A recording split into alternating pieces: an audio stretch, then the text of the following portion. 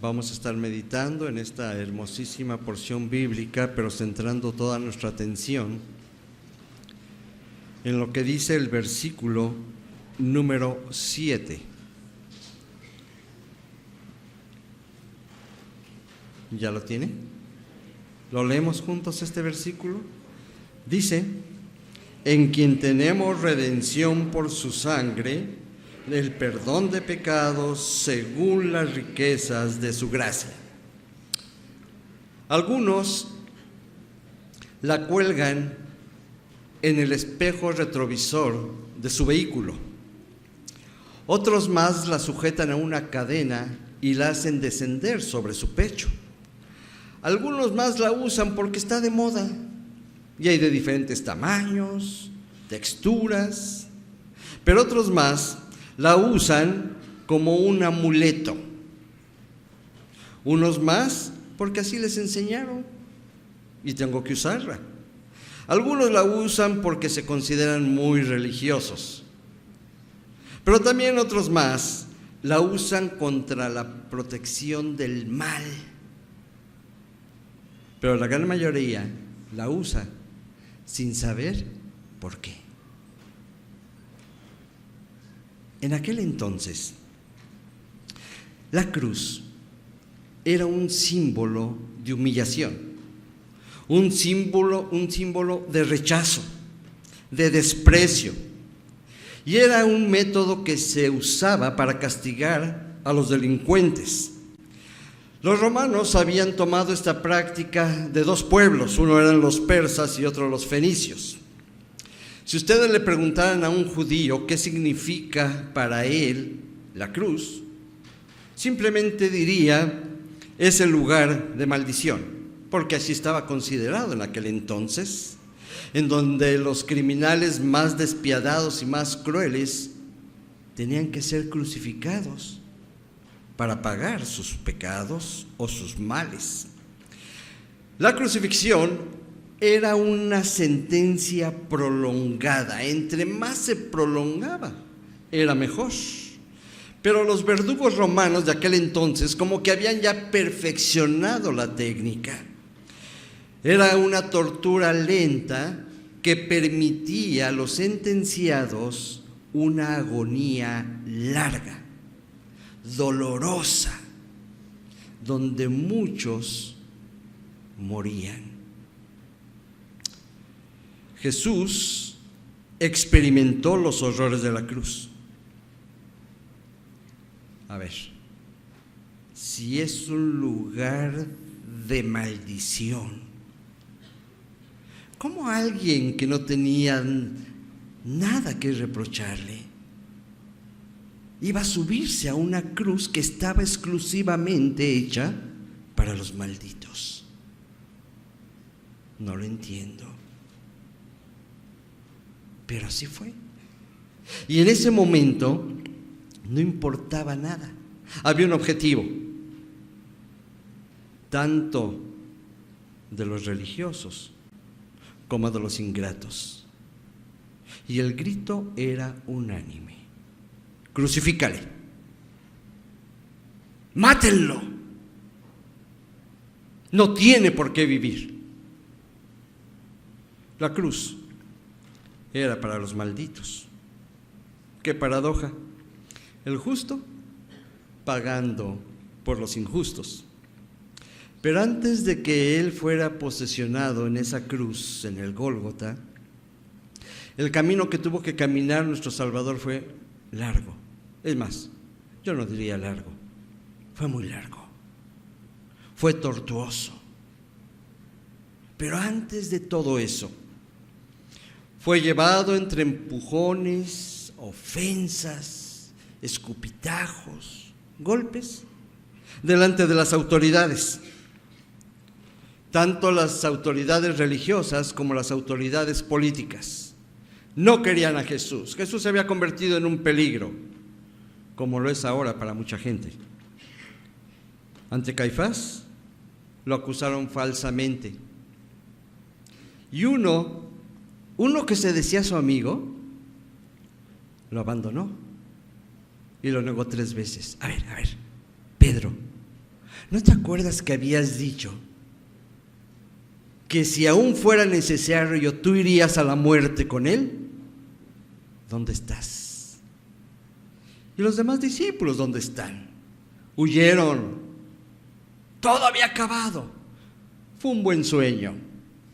Sus palabras sonaban bonito, pero fue un sueño. Es más, después de la afirmación de Pedro de que él iba a ir si era necesario hasta la misma muerte, los discípulos dijeron: cuenta con nosotros, Jesús. Nosotros morimos contigo. ¿Dónde están los amigos? ¿Dónde está la familia de Jesús? ¿Dónde están sus hermanos? Pilato no encontró ningún delito. No sé de qué le acusan.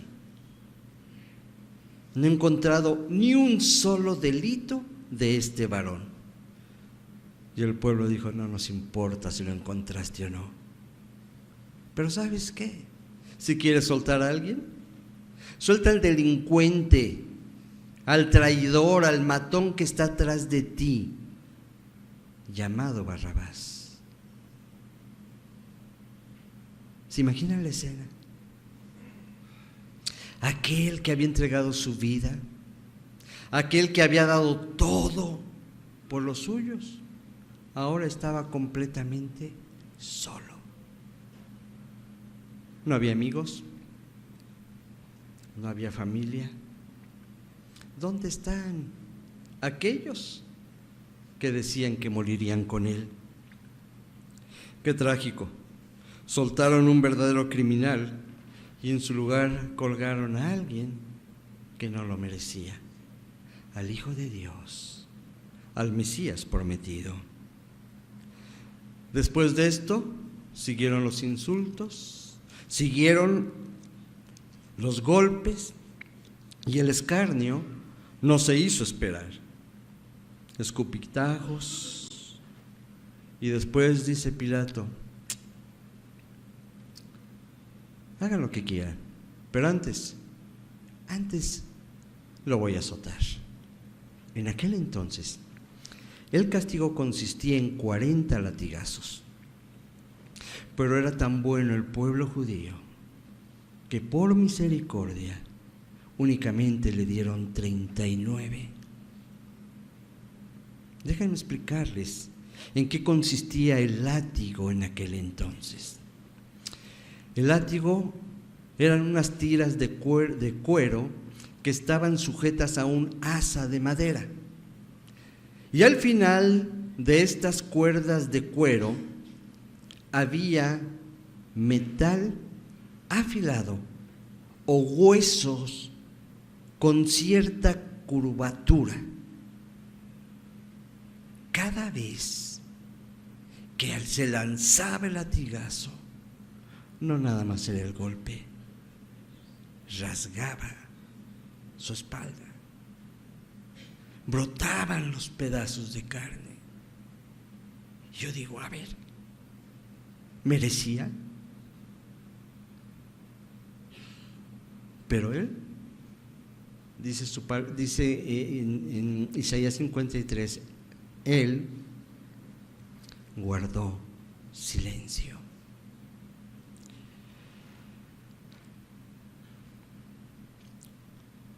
Por esas heridas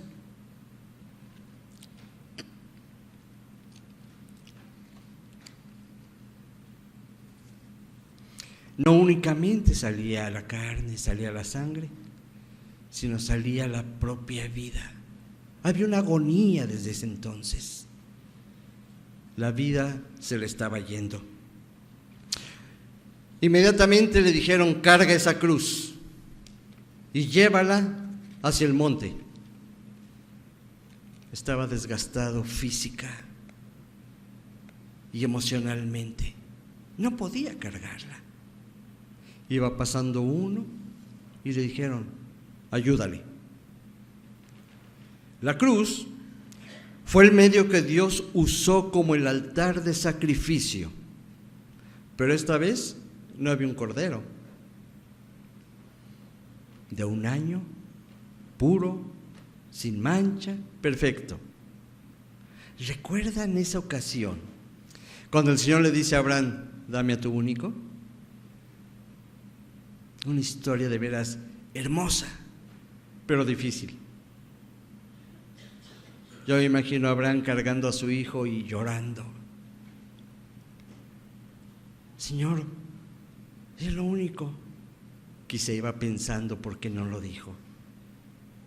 Pero al ver la fidelidad de Dios, Dios de Abraham, tenía ahí dispuesto un cordero y tomó el lugar de su hijo. En esta ocasión, no había nadie que tomara el lugar de Jesús. Al contrario, Él tomó el lugar que a ti y a mí nos correspondía. ¿Sabía lo que se enfrentaría? Sí, sí. Era el Cordero de Dios. Pero fíjense que hay algo muy curioso, porque antiguamente cuando se hacían estos sacrificios se vertía la sangre. Y dice la Biblia que esta sangre cubría la multitud de pecados del pueblo de Israel. Pero en este nuevo pacto, Juan el Bautista, ¿verdad?, cuando se presenta ante el pueblo, dice, refiriéndose a Jesús, he aquí el Cordero de Dios. ¿Qué dice? Que quita, no que cubre, que quita para siempre el pecado. El Cordero de Dios. La cruz fue la respuesta de Dios a tu pecado y al mío. Si alguien merecía estar en esa cruz, soy yo, me queda claro. ¿Te queda claro a ti? ¿De veras te queda claro que tú merecías estar ahí? Hace un momento yo decía que la gente gritaba que lo crucificaran. Yo considero que había dos tipos de personas. La primera, los religiosos, que siempre fue un peligro Jesús para ellos. Y la segunda, los ingratos. Aquellos que se habían olvidado de las bendiciones recibidas. Y yo creo que muchas veces estamos en alguno de esos dos lugares. Somos tan religiosos que nos olvidamos del propósito de la cruz. ¿O somos tan ingratos que nos olvidamos que Él tomó el lugar que a mí me correspondía? Jesús no ofendió al Padre. Jesús no transgredió la ley. No merecía este castigo tan cruel y tan inhumano. Pero el Señor sabía lo que venía. Y es más, nadie lo obligó. Qué hermoso cuando yo voy al Evangelio de Juan en el capítulo 10, versos 17 y 18, y dice, por eso me ama el Padre, porque yo pongo mi vida para volverla a tomar. Nadie me la quita, sino que yo de mí mismo la pongo. Tengo poder para ponerla, pero también tengo poder para volverla a tomar. ¿Saben cómo se llama esto? ¿Cómo se llama? Amor. Amor. Un amor sublime. Un amor que, como hemos predicado, no lo podemos entender, pero sí lo podemos recibir. Un amor que no puedo entender, pero es un amor que me puede transformar. Es un amor que jamás voy a entender. Pero Dios dio evidencias de este amor. Nuestro Salvador, por pura gracia, por puro amor, sufrió el cruel castigo que nosotros merecíamos. Y en esa cruenta cruz derramó hasta la última gota de sangre para ser perdonados. Solo por su sangre fuimos perdonados. Solo por su sangre fuimos limpiados. Solo por su sangre fuimos restaurados. Solo por su sangre fuimos redimidos, o sea, rescatados. Por eso el apóstol Pablo, lean conmigo nuevamente este verso 7, dice, en quien tenemos redención, ¿por qué? Por su sangre. El perdón de pecados según las riquezas de su gracia. Déjenme leerles la Nueva Traducción Viviente de este mismo versículo. Dice, Dios es tan rico en gracia y bondad que compró nuestra libertad con la sangre de su Hijo y perdonó nuestros pecados. Hubo un precio que pagar, y un precio alto, un precio que costó sangre y la misma vida de nuestro Salvador. Nosotros pecamos contra Dios. Y si yo les preguntara en esta mañana qué es pecado, yo sé que escucharía muchas definiciones de cada uno de ustedes. Pastor, yo considero que el pecado es esto. Pastor, yo considero que el pecado es esto. Déjenme decirles una definición muy clara y muy sencilla que yo sé que nunca van a olvidar. ¿Saben qué es pecado? Cuando tú levantas tu puño frente al rostro de Dios y le dices: no te metas en mi vida. Y cuando le decimos a Dios que no se mete en nuestra vida es porque estamos despreciando todo, absolutamente todo lo que Él nos está mandando a hacer. La Biblia es muy clara y nos habla acerca de que nosotros estamos totalmente perdidos. Es más, se sabe en este versículo de memoria, Romanos 3:23, como dice. A ver, empieza por cuánto, todos juntos. Por cuanto todos pecamos. Ok, vamos a aplicarlo a nuestras vidas, ¿sí? Por cuanto todos pecamos y estamos destituidos de la gloria de Dios. Bueno, eso fue antes de que usted conociera al Señor Jesucristo, pero eso era una realidad. El pecado hizo una separación entre Dios y el hombre. El pecado abrió un abismo entre Dios y el hombre. Dios no lo provocó, lo provocamos nosotros. Había una separación. Todos estábamos destituidos de la gloria de Dios. Y entonces necesitábamos un Salvador. El libro de Levítico nos enseña algo muy hermoso y en un momento vamos a hacer una alegoría de lo que vamos a leer ahorita. Bien, pongan atención. Es más, búsquenlo. No han abierto hoy mucho su Biblia y la vamos a abrir más. Levítico 16:14. Levítico pertenece a un grupo de libros llamado Pentateuco. ¿Qué quiere decir Pentateuco? 5 libros. Lo que dice que Levítico está dentro de los primeros 5 libros de la Biblia, ¿sí? Primero es Génesis, Levítico, ¿verdad? Para que no ande usted buscando al final de la Biblia. Pastor, ya encontré aquí unos mapas, no sé si sean los del tesoro, pero no he encontrado Levítico. A ver, búsquele bien, ¿ya? Levítico 16:14. Todos juntos dice: tomará luego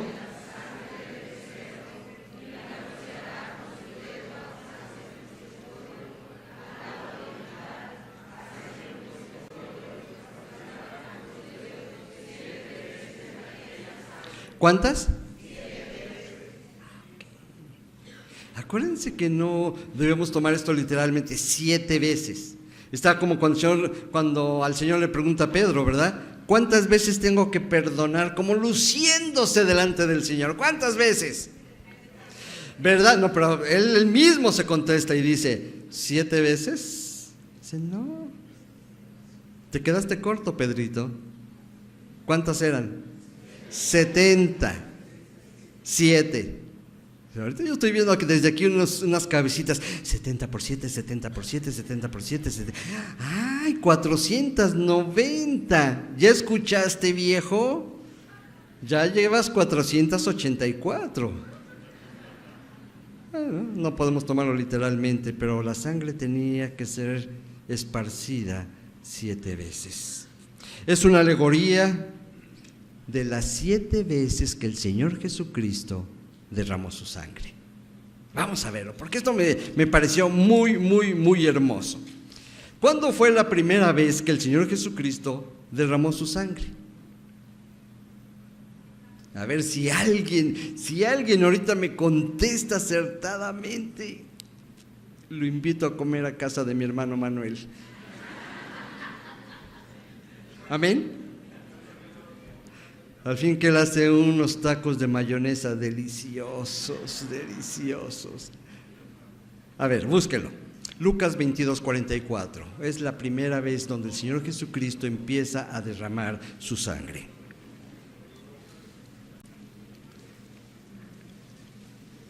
Lucas 22:44.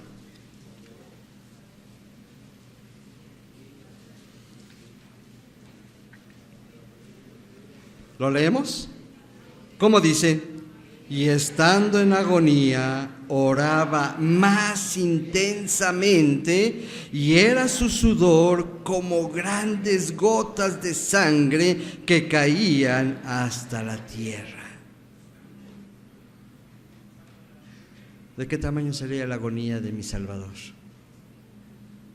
Él no tenía miedo a la muerte, pero se iba a enfrentar con algo muy desconocido, y era tu pecado y el mío. El Dios 3 veces santo ahora cargaría tu pecado. Por eso oraba: Señor, si es posible que pase de mí esta copa.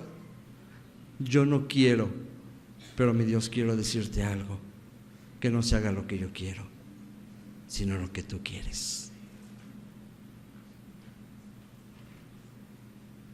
Primera ocasión en que brota sangre de la frente de nuestro Salvador, orando en agonía. La segunda ocasión en que brotó sangre la encontramos en Mateo 27:29. Vaya, por favor. Mateo 27:29.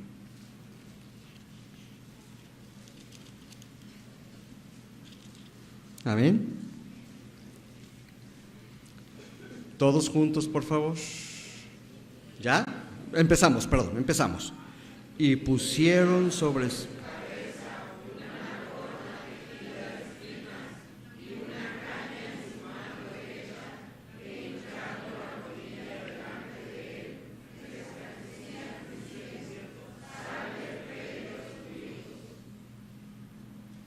qué cínicos, qué majaderos.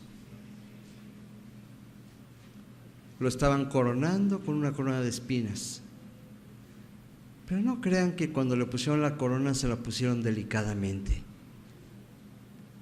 La aplastaron sobre su cabeza. Y cada espina penetró sus sienes y empezó a derramar sangre nuevamente. ¿No será que muchos de nosotros tenemos esa actitud? Hay ocasiones en que estamos tan emocionados con la palabra de Dios o lo que estamos oyendo, que no, sí, Señor, tú eres mi Rey y Salvador. Pero después te burlas al no hacer lo que Él te está demandando. ¿Cuánto dolor habrá sentido al encajársele cada una de esas espinas? Pero volvemos al capítulo 53 de Isaías, donde dice: y Él no abrió su boca. La tercera vez que brotó sangre de nuestro Salvador la encontramos en Isaías 52:14. Isaías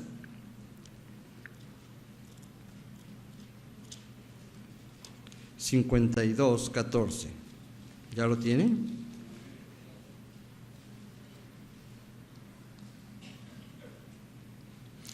Lo leemos todos juntos. Dice: cómo se asombraron de ti muchos, de tal manera fue desfigurado de los hombres su parecer, y su hermosura más que de los hijos de los hombres.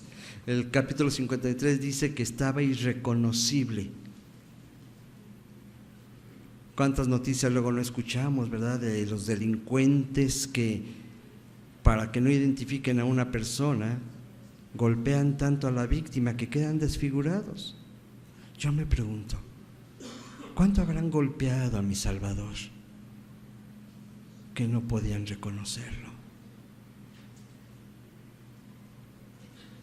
Seguramente de su rostro salió sangre, de su nariz Es tan sensible la nariz que con cualquier golpecito que nosotros recibamos, hay sangre. Nuevamente, brotó sangre.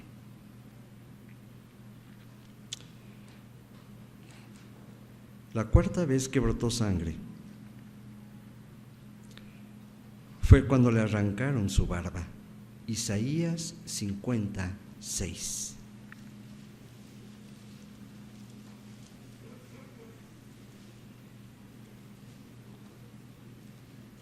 ¿Lo leemos? ¿Cómo dice? Di mi cuerpo a los heridores y mis mejillas a los que me mesaban la barba. No escondí mi rostro de injurias. Muy bien.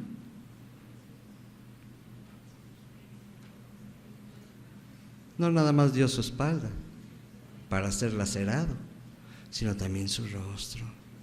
Y dice que aquí que la barba se la jalaban. Eran tan perversos.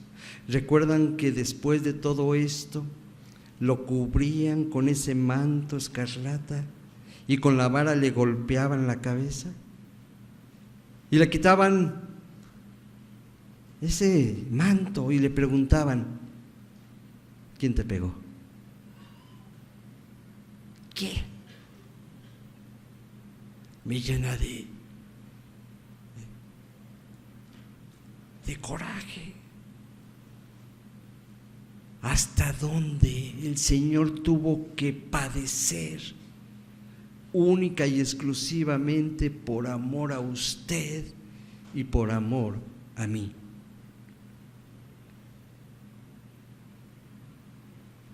La Nueva Traducción Viviente de este mismo versículo de 56 dice: les ofrecí la espalda a quienes me golpeaban y las mejillas a quienes me tiraban de la barba. No escondí el rostro de las burlas y los escupitajos. La quinta vez que brotó sangre fue cuando azotaron su espalda. Mateo 27, 26.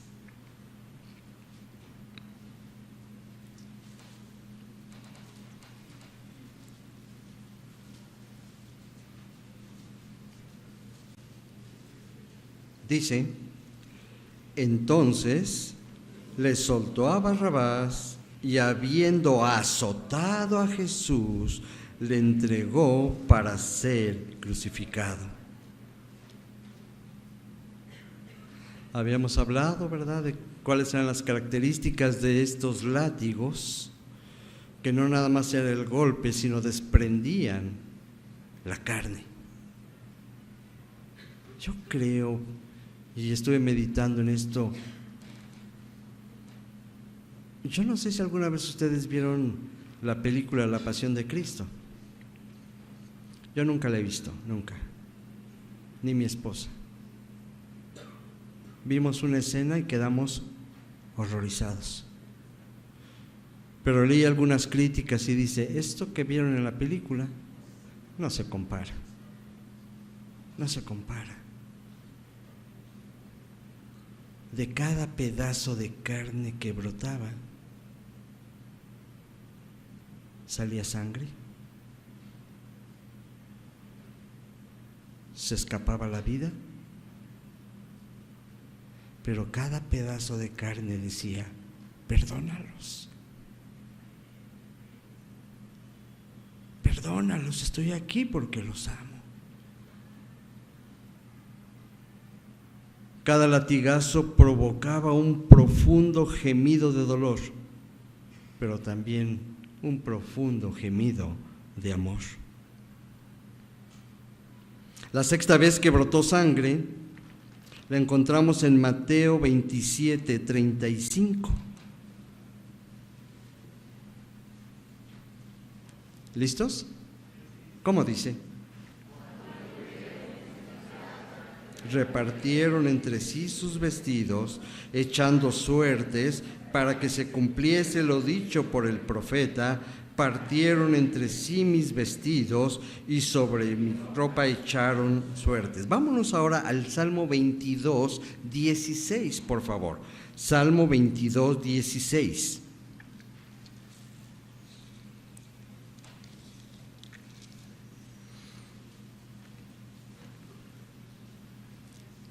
¿Lo leemos? Dice: porque perros me han rodeado, me ha acercado cuadrilla de malignos, horadaron mis manos y mis pies. La sexta vez que brotó sangre fue de sus manos, fueron de sus pies. ¿Qué pretendían con todo esto? Obviamente, matarlo. Yo me imagino en ese momento cuando lo colocaron sobre la cruz y pusieron esos clavos tan grandes, tan gruesos, y se oía cada martillazo cómo penetraban esos clavos, al mismo tiempo que fluía la sangre, fluía el amor de nuestro Salvador. Querían detener las manos que un día hicieron lodo, y ese lodo lo puso en los ojos de un invidente y le dio la vista. Querían atar las manos que un día tocaron a esa mujer que tenía flujo. Querían atar las manos que un día, ¿recuerdan? Cuando los niños se acercaban, dice que los tocaba y los bendecía. Ya no vas a poder hacerlo, Jesús. Sí, porque todavía lo sigue haciendo. Cuando agarraron los clavos y ahora los pusieron sobre sus pies, ya no vas a poder ir a visitar a Marta y a María. Ya no vas a andar recorriendo las aldeas, porque tus pies ahora están sujetos a una cruz. Pobres tontos. Lo que sujetó a Jesús en la cruz no fueron los clavos, fue el amor que nos tiene. Por eso no descendió. ¿Pudo haber descendido? Claro que sí, pero por amor no lo hizo. Y la séptima vez que brotó sangre la encontramos en Juan 19:34.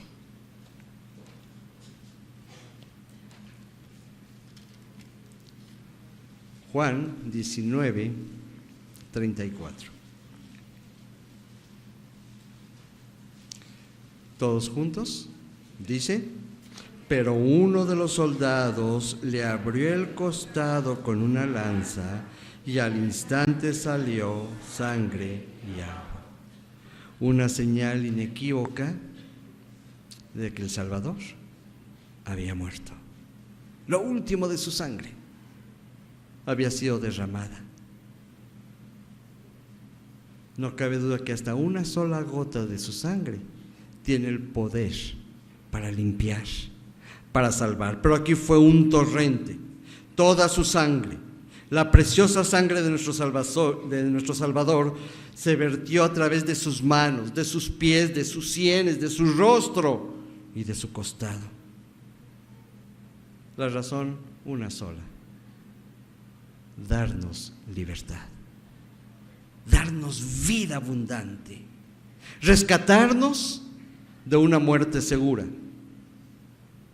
En ese entonces estábamos en el famoso pabellón de la muerte, pero con su sangre nos rescató.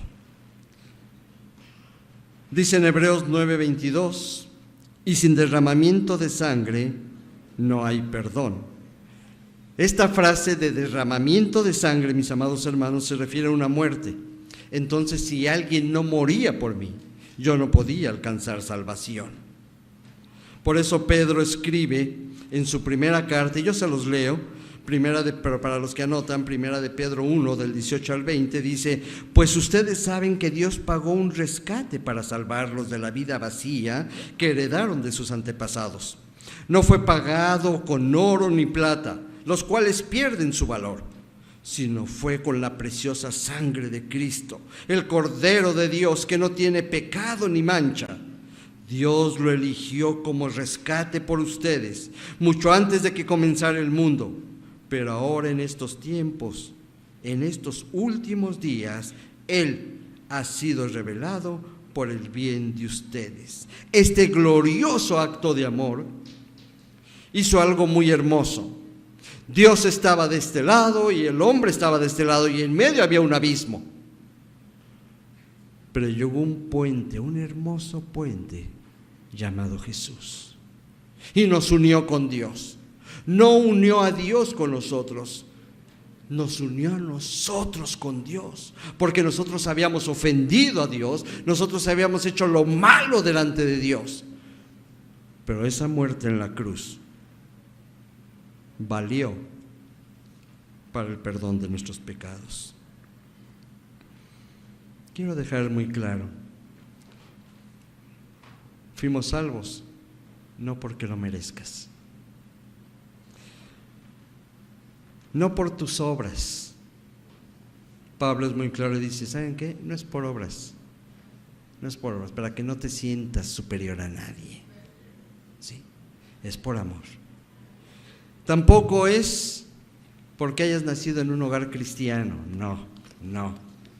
Acuérdense que Dios no tiene nietos, tiene hijos. Fue por amor. Fuimos salvos por su gracia, por su misericordia.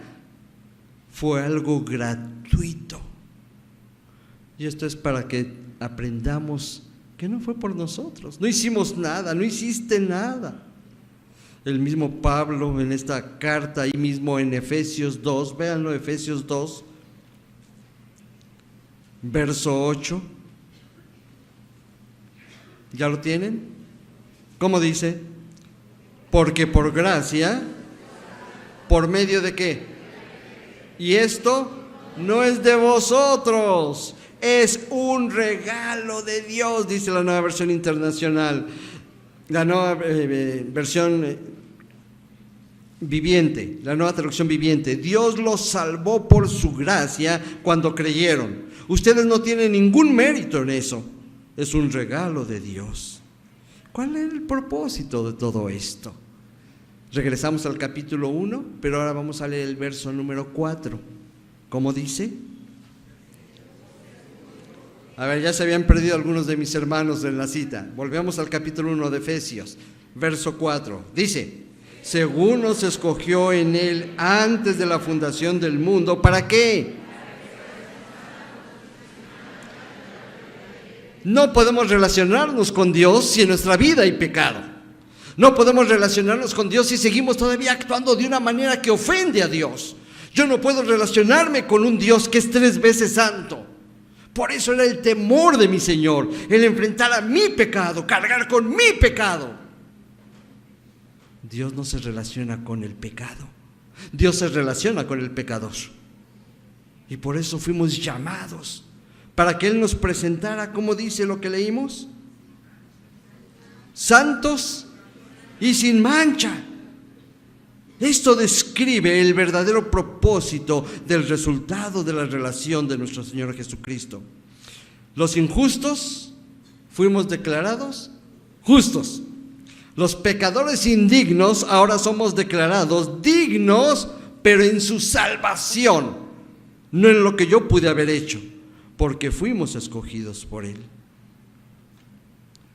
Por eso el verso 7 dice: en Él, en Cristo, por medio de Cristo tenemos redención. Dios no podía recibirnos en las condiciones que estábamos. No podía hacerlo, porque estamos hablando de un Dios que es santo, de un Dios que es perfecto, un Dios que es puro. Pero por eso envía a su Hijo. Y ahora nos presenta que a través de su sangre yo he sido perdonado. Yo he sido limpiado, yo he sido restaurado únicamente por su misericordia. La cruz era para los malditos, Y dice la Biblia que Él se hizo maldito por ti y por mí. Esta clase de amor nos permite ver a nuestro Salvador colgado en esa cruz. Nos permite ver su obra, pero también nos permite ver su sacrificio. Pero ¿sabe también qué nos permite ver? Cómo en ese momento la ira de Dios se derramó sobre su Hijo. Por eso esa palabra, ¿por qué me has abandonado? ¿Por qué me dejaste solo?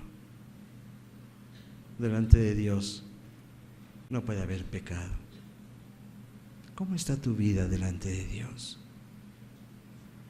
Al principio dije que el camino hacia la cruz fue muy largo, muy largo. No lo entenderías nunca, ni yo, todo lo que padeció Jesús.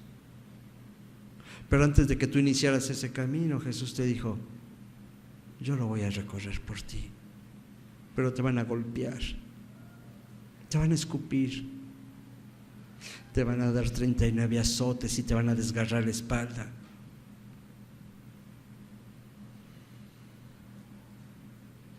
Te van a clavar en una cruz.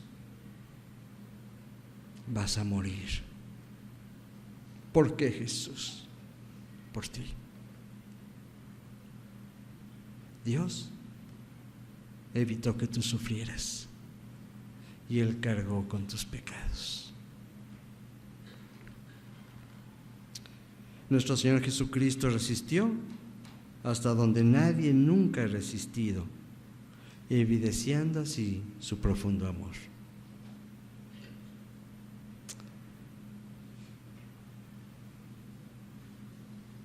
Dios quiere que sigas recorriendo caminos que no son de bendición. Él ya pagó. Y hoy te invita a que tú vengas a Él y te pongas a cuentas con Él. Y reconozcas que no has hecho lo correcto delante de Dios. Y esto no exclusivamente es para los que no conocen a Cristo, es para toda la iglesia. Vienen días que según el mundo llama santos, pero yo digo que los 365 días del año son santos porque Dios está con nosotros. Días de guardar, no entiendo qué quiere decir la gente con eso. Jueves santo, viernes santo, sábado de gloria y domingo de resurrección. Todos los días mi Jesús está vivo. Él pagó por tu rescate. Como leímos hace un momento, Él te sacó de tu vana manera de vivir. ¿Cómo estás delante de Dios? ¿No será tiempo de ponerte a cuentas con Dios? Se dice de un joven que él estaba obsesionado con los barcos. Y un día este joven tenía un gran anhelo: construir un barquito. Y se dio a la tarea de estudiar, de preguntar. Y después de tener todos los materiales, él se dedicó a la construcción de este pequeño barco. Y dice que todas las tardes, regresando, ¿verdad?, de la escuela, él se ponía a lijar y a preparar el barco. Le puso, ¿verdad?, su timón, su vela, todo lo que lleva un barco. Tardó un buen tiempo en construirlo. Y un día lo terminó. Gozoso estaba él. Había terminado ese barco y lo tenía ahí sobre su vitrina. Y decía: qué hermoso me quedó este barco, pero estoy ansioso de llevarlo al río que está aquí cerca de la casa. Dice: pero ¿y si se pierde? No creo que se pierda. Lo voy a llevar, lo voy a poner sobre el agua y seguramente va a flotar. Y llevó el barco. Y la corriente estaba tranquila. Y estaba ahí, ¿verdad?, viendo cómo andaba el barco, cuando de pronto se desató un tremendo viento. Y encrespó el río y el río se llevó el barco. Y él empezó una carrera loca. Iba tras el barco desesperado. Ese barco es mío. No lo puedo perder. Yo quiero tener nuevamente ese barco en mis manos. Fue tan rápida la corriente del agua que el barco se perdió. Regresó muy triste a su casa. Entró, se sentó y nada lo animaba. Pasaron los días. Y un día iba en el centro del pueblo, cuando en la vitrina de una tienda vio el barco que estaba ahí. Y dice: ese es mi barco. Y lo quiero recuperar. Yo lo hice. Voy a entrar y le voy a decir al dueño de la tienda que me regrese mi barco. Y entró y habló con el dueño y le dice: oiga, quiero que me devuelva mi barco. ¿Cuál barco? El que está ahí. ¿Quién dice que es tuyo? ¿Es mío? Yo me lo encontré. No, pero es que yo lo hice. Es más, tengo los planos para que usted vea que yo hice ese barco. ¿Lo quieres? Sí. Te cuesta tanto. Oiga, no es posible. Yo lo hice. Pues si lo quieres, ya te dije, te cuesta tanto. Salió nuevamente triste de ese lugar y dijo: tengo que juntar ese dinero. Tengo que hacer algo por volver a tener ese barco entre mis manos. Y empezó a trabajar. Y un día llegó con el tendero y le dijo: aquí está el valor de este barco. Le dice el tendero: te lo puedes llevar. Tomó el barco, lo vio y le dice al barco: ahora eres 2 veces mío, porque yo te hice y yo te compré. Es lo mismo que hizo Dios contigo. Te hizo y te compró. ¿Cómo vas a reaccionar a esto? ¿Cómo vas a vivir sabiendo que Él tuvo que pasar por donde evitó que tú pasaras? Dios te creó, pero también te compró. Inclina tu rostro.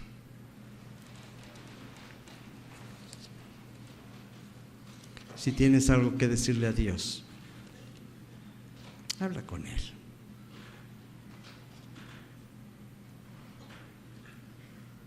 Quizá puedas pensar y decir: pues no me avergüenzo de lo que he hecho, pero Él sí.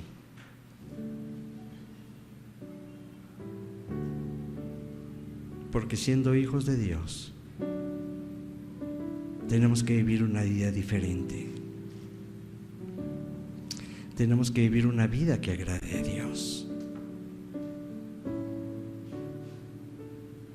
Pero también en esta mañana yo quiero dirigirme con aquellos que nunca han tenido un encuentro con Jesús,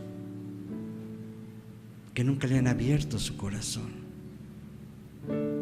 Yo le invito a que esta mañana usted le abra su corazón a Jesús, aquel que tomó su lugar en la cruz.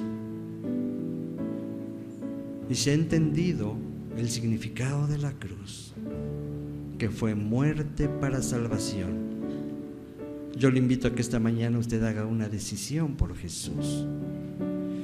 Y si usted quiere invitarlo a que entre en su corazón y empiece a limpiarlo, y empiece a restaurarlo, yo le invito a que haga esta pequeña oración conmigo. Esta oración no es otra cosa más que declarar que Jesús es mi Salvador, que le quiero recibir y que Él reine en mi vida y que yo viva una vida cristocéntrica. Si usted nunca ha hecho una decisión por Jesús, repita esta oración conmigo. Jesús, gracias porque tomaste mi lugar en la cruz. Gracias porque padeciste lo que debía haber sufrido yo. Gracias porque mis manos no fueron traspasadas y las tuyas sí. Gracias porque no sangraron mis sienes, pero las tuyas sí. Gracias porque mi espalda no fue desgarrada,